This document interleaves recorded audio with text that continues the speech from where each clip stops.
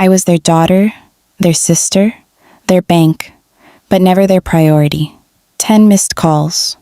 Mom, Dad, my brother, Brandon. My phone vibrated like it was screaming, begging me to pick up. But I just sat there, frozen, on the edge of my sofa, wondering, how did I become the villain in my own family? 6 months ago, I walked away. And now, they're desperate to pull me back. But what they don't know is what I just found out. My name is Diana Miller. I'm 28, a financial analyst who clawed her way through Georgia State on a full scholarship.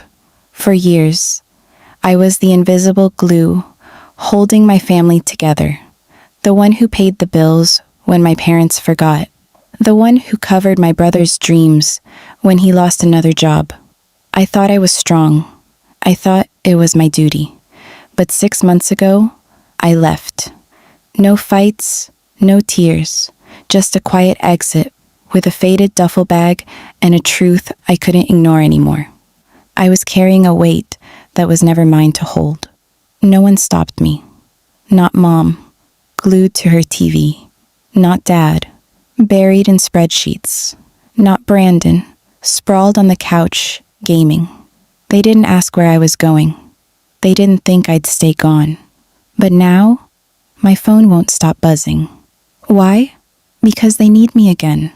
Or rather, they need my money. I started working at 16, not for fun, but because I knew no one else would take care of me.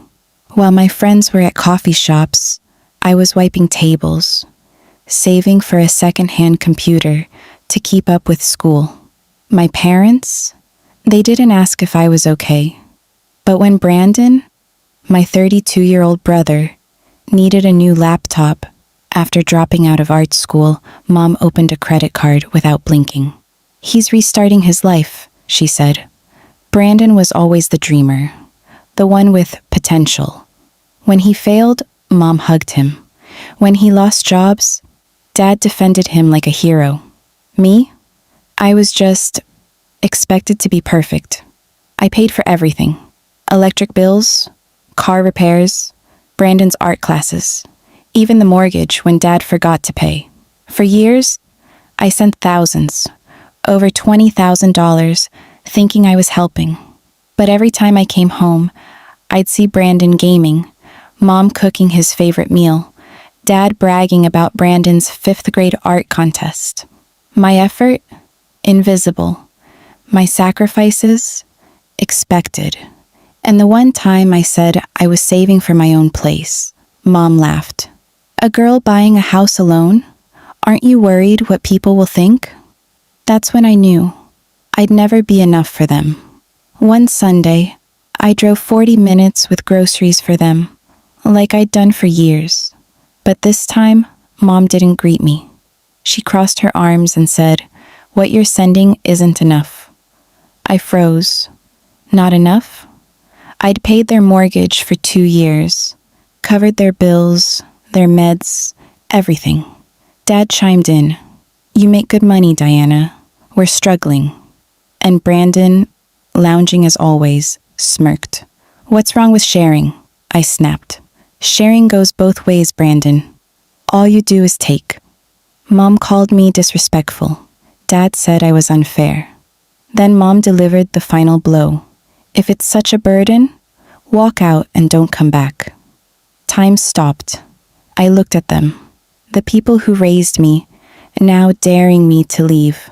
So I did.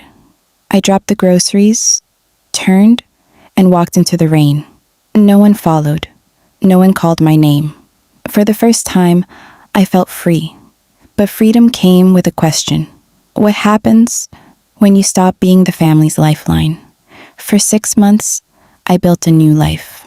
A small apartment, quiet mornings, savings in my account. But the calls didn't stop. "Mom, the bank's warning us." "Dad, we'll lose the house." "Brandon, you're letting us sink." I ignored them, but one message from Dad broke my resolve. "Why haven't you paid the mortgage?" I froze. I'd stopped paying 6 months ago. Why was he asking like I hadn't? That night, I logged into the bank account I used to send mortgage payments. And what I found? It broke me. The last mortgage payment was 8 months ago, before I stopped sending money.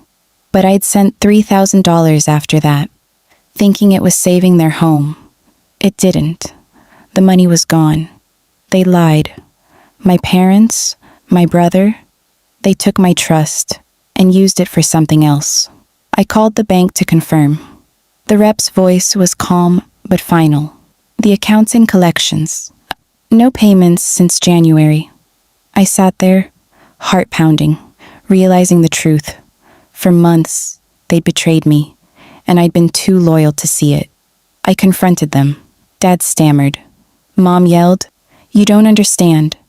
Brandon called me selfish. But I was done. "I'm not your ATM," I said. "Lose the house if you have to. That's not my burden anymore." I hung up, powered off my phone, and for the first time, I felt peace. Not anger. Peace. Now, I wake up to silence. My apartment's small.